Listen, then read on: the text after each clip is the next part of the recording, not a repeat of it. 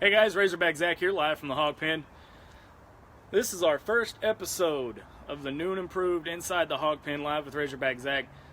I want to thank all the fans that have liked the Facebook page over the last couple of days.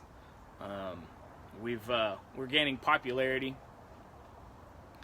and hope to continue it. The show is built off of your comments, your questions, and your overall feedback. From week to week, we'll be covering any topic that includes Razorback sports. We'll be going live pre-game during every Saturday before the Razorback game. We'll probably do some halftime shows. Haven't decided yet. We might do brief breakdowns as well as post-game. I want to introduce now my best friend. He's been my best friend for nearly a decade now, and he's my official co-host of the show, Josh Hopkins. Josh, how you doing today, buddy? Doing all right, man. Thanks for having me. Yeah, thanks for coming on the show. Thanks for agreeing to do this. Yeah. If you haven't already, we'd like you to go ahead and like our Facebook page. I'm going to jump right in and the injuries that we've got. I mean, you've got Austin Allen out with his shoulder. We lost Chase Hayden to, I believe, an upper leg injury. Did I hear that right? Upper leg, yeah, it was upper leg. Yeah, it was upper leg injury. Yeah. We've also we lost the one guy on our offensive line we didn't need to lose, and that was Frank Ragnow to a high ankle sprain. You got freshman Zach Rogers coming in at center now. How does that affect the offensive line, the running game, and the offense as a whole moving forward? I think it's going to hurt us because Ragnow was a leader on the offensive line. He kind of kept the offensive line together, and losing him I think it's going to have a big impact on our offensive line going forward. I'm nervous about the Ole Miss game now. Without the offensive line, without Ragnow. You've got when he went over to the right guard, it looked like the offensive line was actually blocking a little bit better. It looked like it had a little bit more cohesiveness. They played better against Alabama. I think how many sacks did they give up? About 5? About 5 sacks. About 5 sacks. Yep. I mean, they did some good things switching the offensive line around, but still, you cannot give up 5 sacks against anybody if you're going to expect to win. I agree. The running game is pretty much non-existent, and now with your most explosive running back, Chase Hayden. Now, where does this running game go from here? Where does this offense go from here? The two main people that were the leaders on this team are out with injuries. So, my question to you is, who steps up? Who do you think should step up and be a leader? Who might step up and be a leader? Josh, what are your thoughts? Who is left on this team that could potentially step up and take leadership over this team to kind of keep the motivation going and try to boost the enthusiasm? I think that's going to go to the quarterback, Kelly. You think it falls on a freshman? I think he's going to have to do something. You think sometimes because he's going to have to take command of the offense. I thought the offensive line, I thought plays. He's got a better connection with the offensive line than Austin Allen did. So, then they're going to have to get a running game going. You think going into the Ole Miss game, I mean, you're sitting at 2-5. You're winless for the second time in 5 years in the SEC. And is it third time? I'm sorry, I apologize about that. Where does this team go? Do you see us winning another game? I mean, every game, we may even be in the Coastal Carolina game as underdogs. We'll be favored in that one. I think the Coastal Carolina, Missouri, and Ole Miss are all very winnable games. We need to win all 3 of those. Mm-hmm. And Mississippi State and LSU, you're traveling to Baton Rouge, so.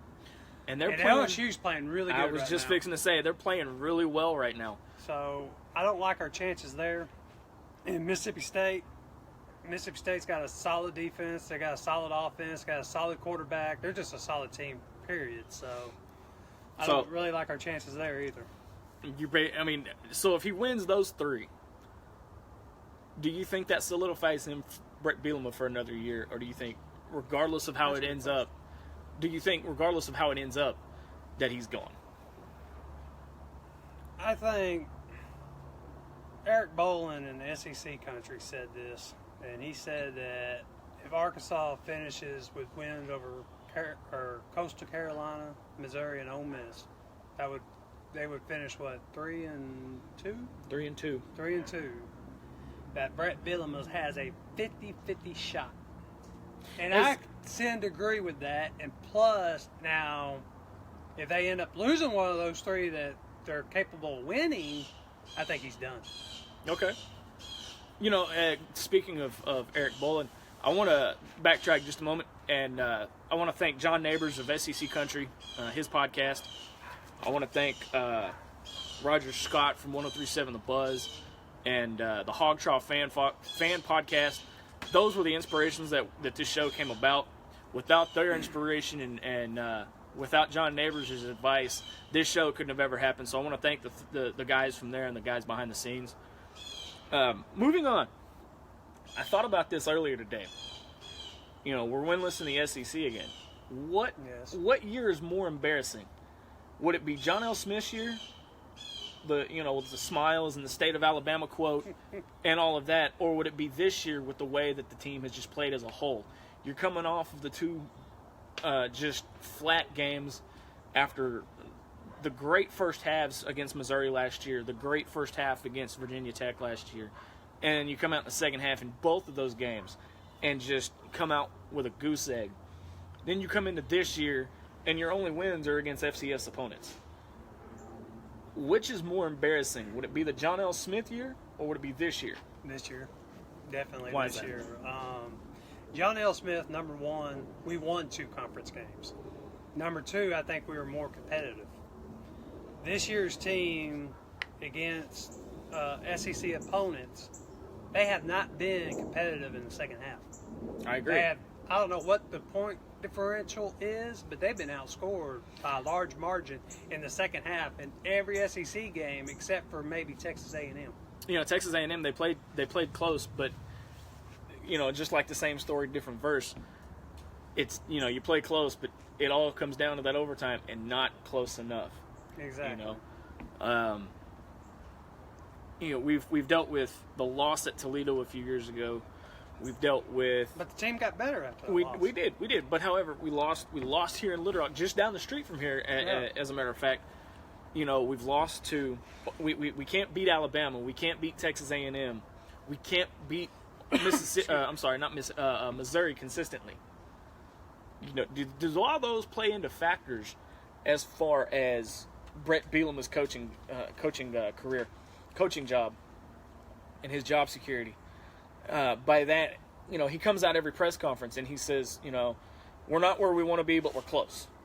That seems to be a repetitive thing. And if you listen to all the podcasts, the call-in talk shows, especially on the Buzz, that's all you hear is we're close. We're close. What are we close to? I was just about to ask you the same thing. What are we close to?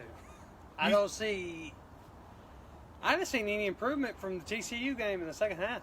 I mean, they played fairly well against A&M in the second half, but the defense still gave up, how many points did they give up in the second half? I don't know. I'll have to look that up. We'll have it next show. They still are giving up a lot of points in the second half. You got to be a second half team. One of the things, and you and I have watched Razorback games since, late 2008, 2007 at the least? Something like that, yeah. One of the things that I've noticed, especially in this team under Brett Bielema, is, and this year especially, there's no heart. There's no toughness. Dwayne Eugene, earlier this week, and I believe it was after the football game against Auburn, he came out and said, out there, and I'm paraphrasing here because I don't have the exact quote in front of me, he basically came out and said that there's no heart. It's not fun. Do you think that speaks volumes? And I know we talked about it off air a couple times. Do you think that speaks volumes as to what's going on with this team? That the coaching staff has pretty much, they know they're pretty much done. They know that they're on the ropes. That the season is pretty much over. Do you think that is the response of the team, and that's where the problem stems from? Or do you think that there's not enough leaders to keep that motivation going? Obviously, I think there's not enough leaders right now. You just lost your best offensive lineman. You lost your best wide receiver. You lost your best secondary. What's the name? Pulley? Yeah, Ryan Pulley. Ryan Pulley. We lost him in the Florida A&M game. If you're losing again, I'm quoting Eric Bolin again, I think they lost 5 out of 6 starters that were leaders of this team, and that's going to hurt. That's going to hurt you. I agree. And you know, I wanted to ask you about the injuries again. You know, starting back in the spring, we lost Raleigh Williams, who was a dynamic running back, and then the string of injuries now. Do you think that falls back on the strength and conditioning coach? I mean, the philosophy of, oh, look at these guys, freaks under the lights. You know, where they're squatting 700 pounds on one leg, or they're squatting these immense numbers. Kind of makes you wonder what they're doing, because exactly injuries have been a problem, and it hasn't just been this year. Yeah, it's been since Bielema's been here. That's my thing. Is you know, they show off in the spring and the off season. You know, the workouts and under the lights when the stadium goes red and things like that, and that's great. But when you get into a game environment, you see Ryan Pulley go down. You see Frank Ragnow go down. A very good example during the New Mexico State game when Jared Cornelius was lined up. He was ready to go, and then his Achilles gave out. Who does that? I mean, who's going to be held accountable for that? Who should be held accountable? Strength and conditioning coach. Exactly. So, moving on, there's been a lot of talk about the buyout of Brett Bielema. Some people say it's 15.4, 15.9. That's what it was at the beginning of the year. But a few weeks ago, Arkansas Democrat Gazette sat down and dissected his contract, and they came out, and it's been a big story since then, that Brett Bielema's buyout is $5.9 million. You know, you compare that to some of the other coaches around the country. He's making 4.5 a year. You know, when you compare it to other, who do you think? I mean, everybody's like, oh, that's a lot of money. You know, USA Today, I believe, is the one that came out with it, the list of the top 10 coaches with the biggest buyouts. Can you tell me anybody on that top 10?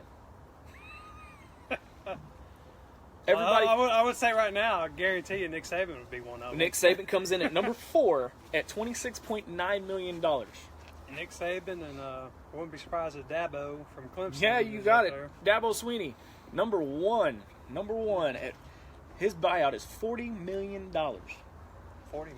$40 million. I about fell out of my chair when I was writing that in that's a lot of money. Show prep. Tell me number 2. Who number 2 is?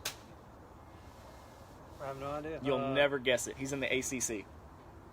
Jimbo Fisher, Florida State, $39 million. Want to welcome our first guest into the Hog Pen, Dustin Harden from Fayetteville. Welcome, Dustin.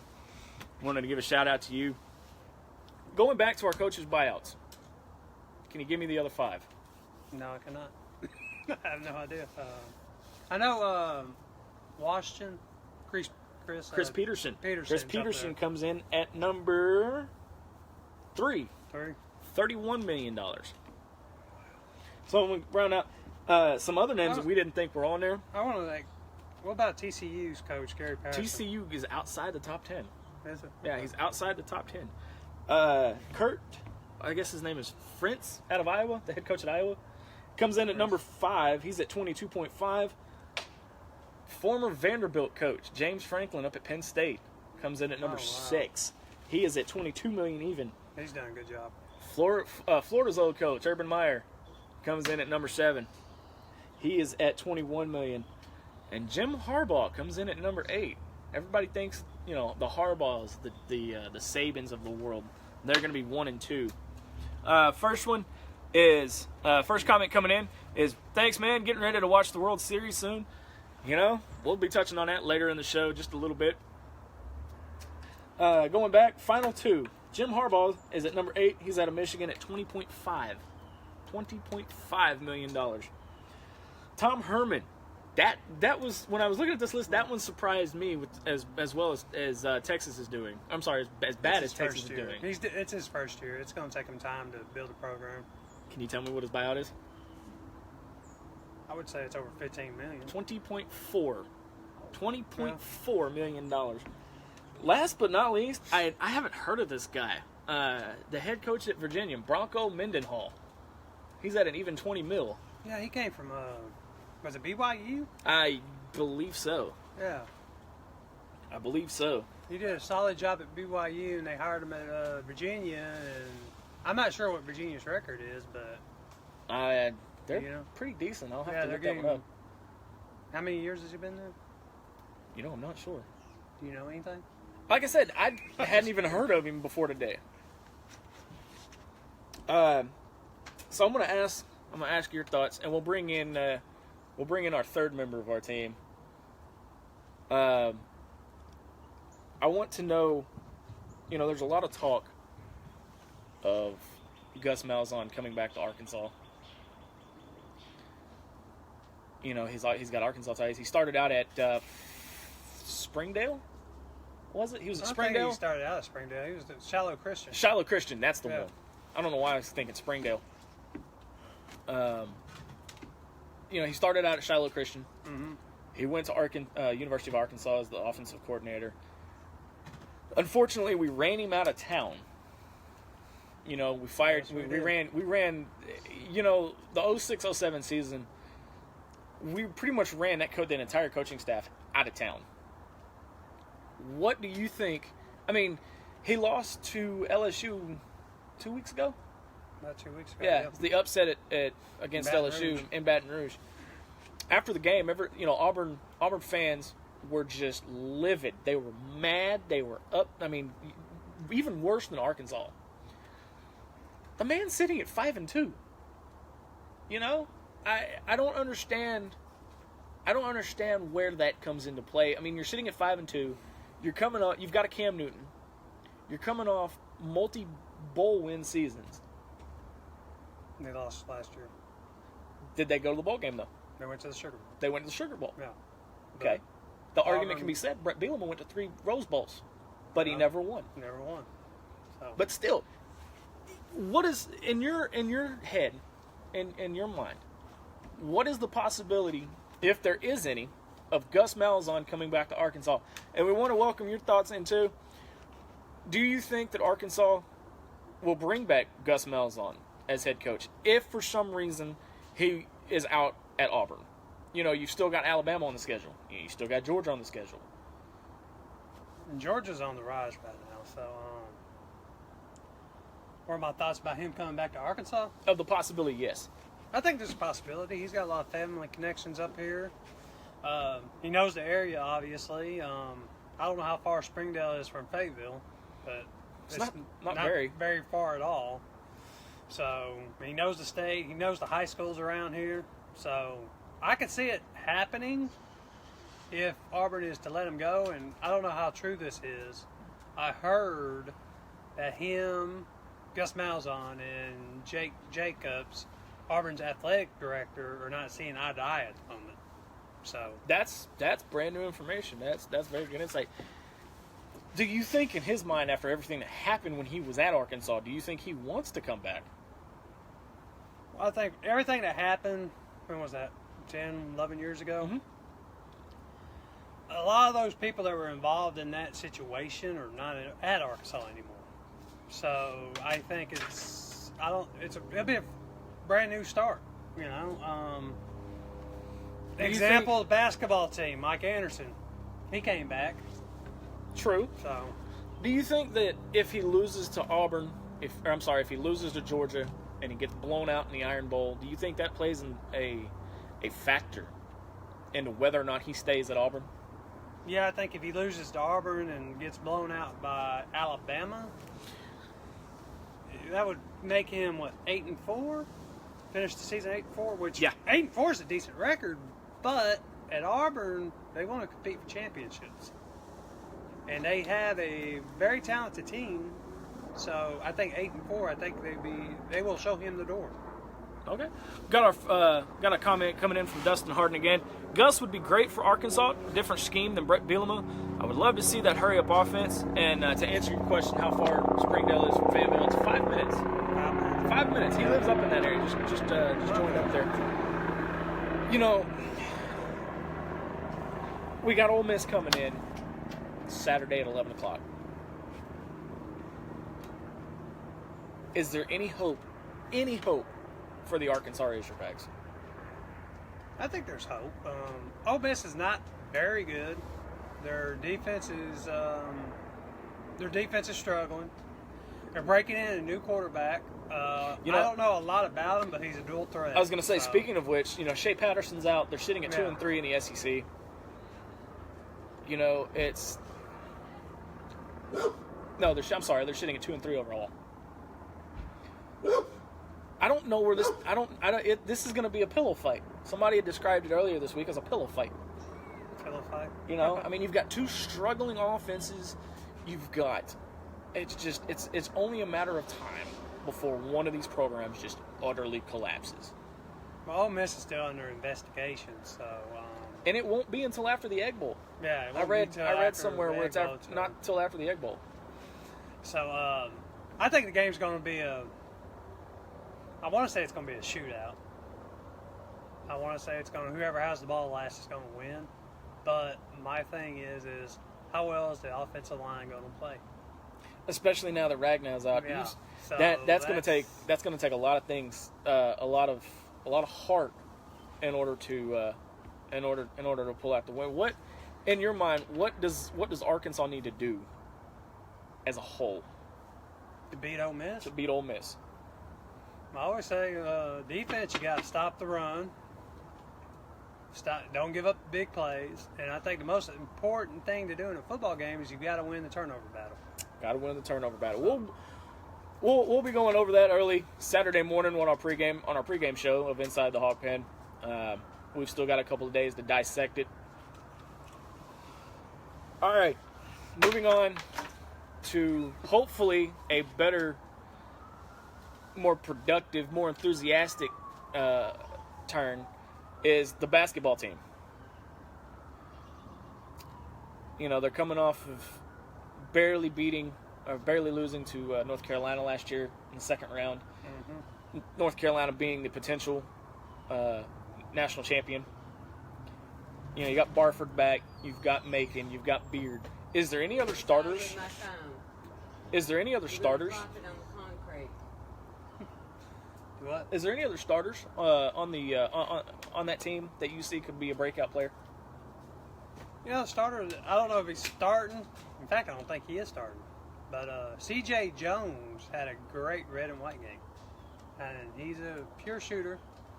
I don't know how many points he averaged last year, but he had 24 points in the red and white game. So he's the one to look for. Daniel Gafford? Yeah, Gafford. The freshman from El Dorado. He had a double-double, I believe. So yeah. Do you think anybody can replace Dusty Hannis? That's a hard one to replace, but I think Macon and Barford, both of them, and even Beard, are up to the challenge. So we get another crack at North Carolina. I think in one of the preseason tournaments, if it plays out that way. Yeah. Do we play Oklahoma? I think we play Oklahoma still. I haven't looked at the full schedule first. What are some of the big matchups that you're looking at? I'm looking at the Oklahoma matchup. Obviously, I think we travel to Houston this year. That'd be a big matchup. Houston. I don't know much about Houston's basketball team this year, but if I remember correctly, Kevin Sampson is down there. Yeah, wasn't he? He's his teams always play hard and they're tough. So okay. Minnesota, obviously, I think a lot of people are looking forward to Minnesota coming to Bud. That one, I mean, that's is that part of one of the preseason tournaments? Who, Minnesota? Yeah. No. Is that like preseason? The tournament is in Oregon, and we play Oklahoma first. And if we win, we have a shot against North Carolina and Portland, I believe. As a whole, where do you see this team going this year? That's a good question. I think it's hard to say because it's so early, but with the talented backcourt we got and the front court, the potential of the front court, I can see this team making a Sweet 16 run.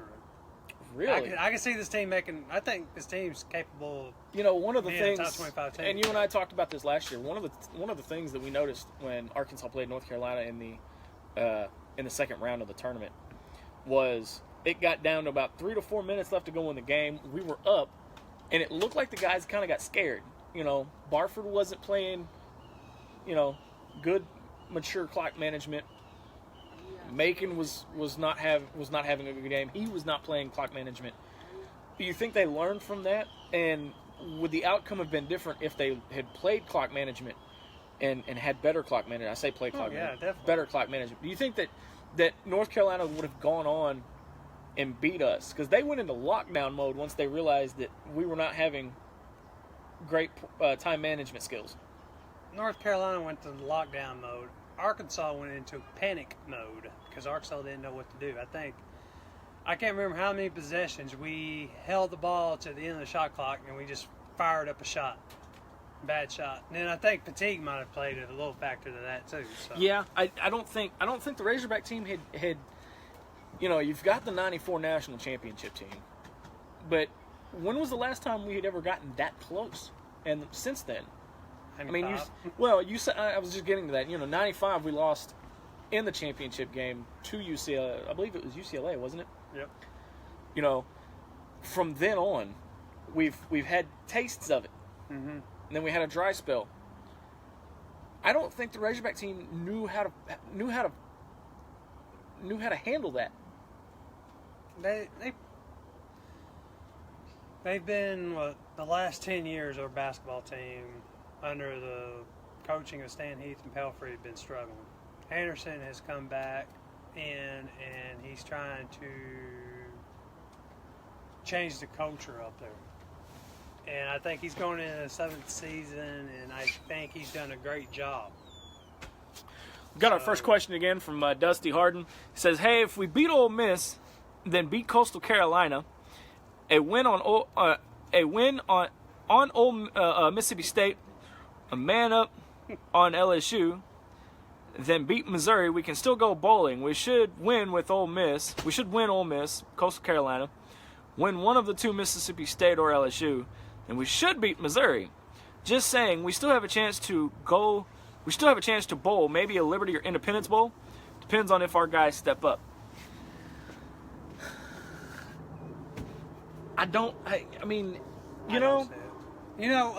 Mississippi State went 5-7 last year, and they went to a bowl game. I was thinking about that earlier today. If we go 5-7, do we want? They're not going to put us against another 5-7 team. Honestly, this is just my point of view. I think if you go 5-7, you don't deserve a bowl game.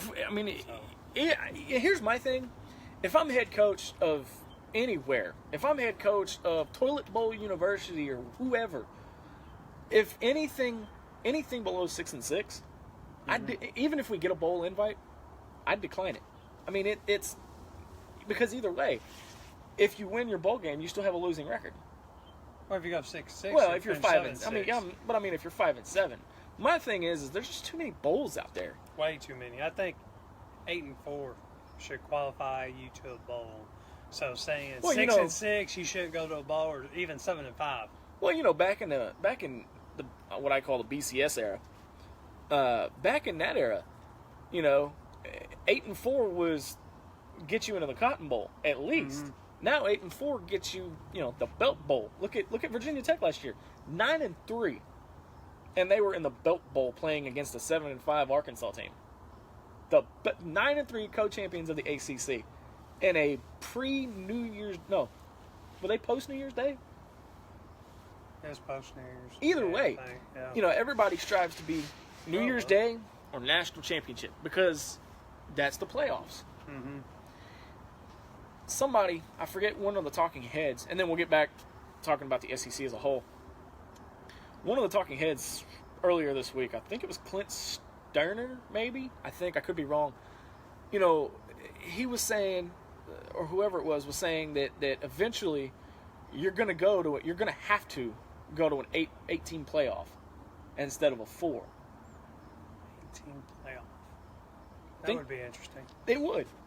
But if you do that, I'm just going to use the example from last year. When we started doing the 14 playoff, you had a lot of players that didn't make the playoff. Yeah. That are starting to sit out in bowl games because of risk of injury and NFL. So I don't see that as an issue at all. Nick Saban had a great quote on that, and I can't exactly remember what he said. I don't but remember he the quote said either. it was something like, "You're taking the significance of the bowl game away when you add the playoff."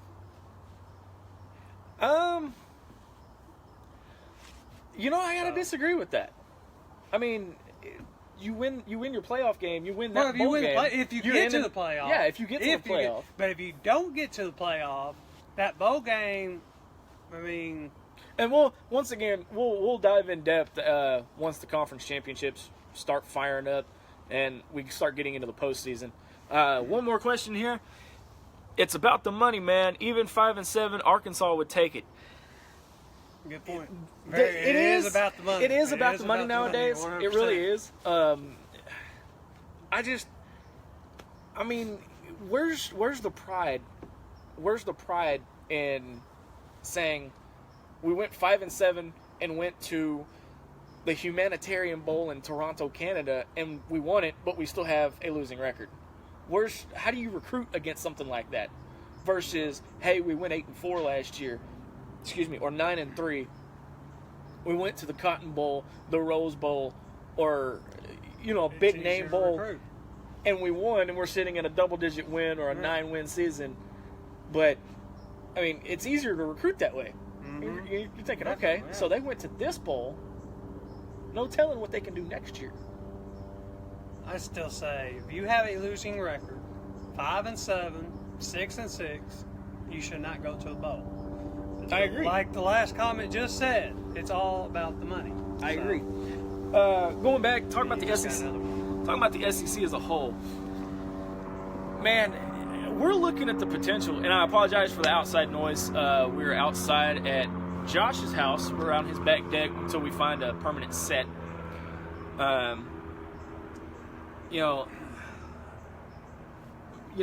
don't know if you've watched, but McElwain's been getting death threats. I heard about that. That's ridiculous. And he came out, and I didn't catch his whole press conference, but apparently, Gator Nation is livid about some of the comments that he made. You think they're trying to run him out of town? I know Gator Nation is upset with him. Because that's your team. That's your team next to the Razorbacks. Next to the Razorbacks, yeah. I look at it this way. He's had a lot of. I don't know how many injuries he's had this year, but I know he's had a lot of suspensions. He has won 2 Eastern Division titles. He's got a great recruiting class coming in next year. Yeah. I think you need to let it play out, and wait till see what he does next year. People might disagree with that, but I can see that. And breaking news today, I think, if I read it right, Tennessee had some suspensions. I think their star running back was suspended on a drug charge, marijuana or something like that. I have no idea. I haven't heard anything about it. But Butch Jones is... Tennessee's a mess right now. Tennessee is just... which program is worse, Tennessee or Arkansas at this point? At this point in the season, which program has it worse? Is it Tennessee or is it Arkansas? That is an excellent question. I wish we played them this year, but we don't. But that'd be our one SEC win. Might. I don't know. I don't know. We've won. They're 0-4. We're 0-4. They were competitive. They should have probably beat Florida. They weren't competitive against Georgia. They weren't competitive against Alabama. They weren't competitive against South Carolina. Lost. So I think Tennessee's been a little bit more competitive, and they've also defeated Power 1 conference team in Georgia Tech. Arkansas hasn't won a Power 1 game in since Mississippi State November last year, 18th of last year, and I think we barely squeaked by on that one. It was a shootout. I think we won like 56-42, something like that. But anyway, I think Arkansas is in worse shape than Tennessee right now. But Tennessee will be looking for a new coach at the end of the year. Oh, I agree. You're looking at the potential of at least 6 out of 14 teams in the conference that'll have coach openings come the offseason and next year. There's a possibility. I think Tennessee and Arkansas are the hottest right now. depending on how Texas A&M finishes, that seat could warm right back up. So, Dustin again says, great question. I think Butch Jones, they had it out for him since year 3. You know, I think it was year 3 they lost Oklahoma, Florida, and Arkansas. In all 3 games, they led by 14 yeah, they got points. it. The Arkansas game got out to a 14-0 start. You know, I think it was year 3 that, or maybe year 2. When did we play Toledo? Was that year 3? I think. Yeah, that was year 3. We lost to Toledo. Everybody was screaming, "Oh, this team, you know, doesn't have it." And we turned around and we played. We went 8-5, didn't we, with a bowl win? Yeah, 8-5. We lost to Mississippi State. No, last thing before we go. You're halfway through the season now. Mm-hmm. Is there anybody in the SEC, or even in the country, that could take down Alabama? Because we both know, before you answer, we both know that we're looking at a potential Georgia-Alabama matchup in Atlanta for the SEC title. Okay? You think Georgia walks out of there with a win? Do you think anybody can take down Alabama for the national title? Because, I mean, it's Nick Saban. I think there's a few teams out there that are capable. Who you got? Georgia, for one. I think Georgia's very good, and they seem to be getting better as the year goes along. They have a big game this week against Florida, and a lot of times that game, Georgia, I think, is a 14-point favorite, if I remember correctly. But yes, if I'm not mistaken. But you could throw that out the window. That's always a very competitive game, so I won't be surprised if that's a closer game than what people expect. And then they travel to Auburn, and that's going to be a real big game there. So if they can get, which I think they will get past Florida, Auburn, that might be a toss-up right now. But I think Georgia is capable of beating Alabama. And also, I haven't watched much of them, and they lost to Oklahoma earlier in the year, but they're just creeping back up. And in my opinion, he's the second best coach in college football, is Ohio State. Yeah. Now, I'm gonna throw a scenario at you as we're wrapping it up here on Inside the Hog Pen. You know, and still watch out for Clemson. Yeah, of course. Somebody had brought it up, I think it was on ESPN Radio, that if, you know, you got Notre Dame still sitting out there, okay? Here's a scenario for you. If Notre Dame runs the table and finishes undefeated, and you're looking at a one-loss Georgia team to Alabama. Time out. Notre Dame's already lost 1 game, so. Well, no, I'm talking about if they come out undefeated their next 5 games. I got you. You have a one-loss Georgia and a one-loss Notre Dame team. Who gets in? Well, if Georgia has 1 loss, and that you're counting that against Alabama, right? Yeah, right. Yeah. Well, in my opinion, which doesn't mean much, I would say Georgia should get in just for the fact that Georgia beat them head-to-head at Notre Dame. So you think there's going to be a 2 SEC team playoff? There's a possibility it could happen. Very big possibility it could happen. But Notre Dame, I think they play Stanford, NC State, and Miami. NC State, I'm not sure what they're ranked. They're in the top 25, and they're doing really well. Right. Stanford's leading the Pac-12, I heard. And Miami's undefeated, number 8 or number 7 in the country. So that would be a impressive resume. All right. Final question of the night comes. Let's see if Penn State can beat Ohio State this week. That's if they do, maybe Penn State. I totally forgot about Penn State. Very quickly here, James Franklin just amazes me at how he's turned around that team in 2 years. He's in his 3rd year now, I think. Yeah. Well, like any new coach, we don't count the first year. Yeah. You know, but and just he's got that team in the perfect position here. He won at Vanderbilt. I mean, he went back-to-back 9-4 seasons at Vanderbilt. That should say enough right there. So, and final question to Josh, and this is the question on everybody's mind across the country who is a member of Razorback Nation. I don't know. If Brett Bielema is fired, who is your one man to take over the program? You know, at first I was saying Charlie Strong, but you know what? They interviewed a coach, I think, earlier today or yesterday, and they asked if he would leave this school. And he specifically said, never say never. And that is Gary Patterson at TCU. Wow. It wouldn't hurt going after him. I was not expecting you to say Gary. Of all the coaches, I was not expecting you to say Gary Patterson. He's got it. I feel like he's got it made at Penn State. I'm sorry, at TCU.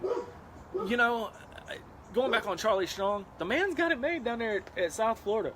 He wants another big job, though. Yeah, I'm but sure. You know, I don't think he was treated fairly. He did his time at Louisville. He did his time at Texas. They ran him off there. They ran him off, exactly.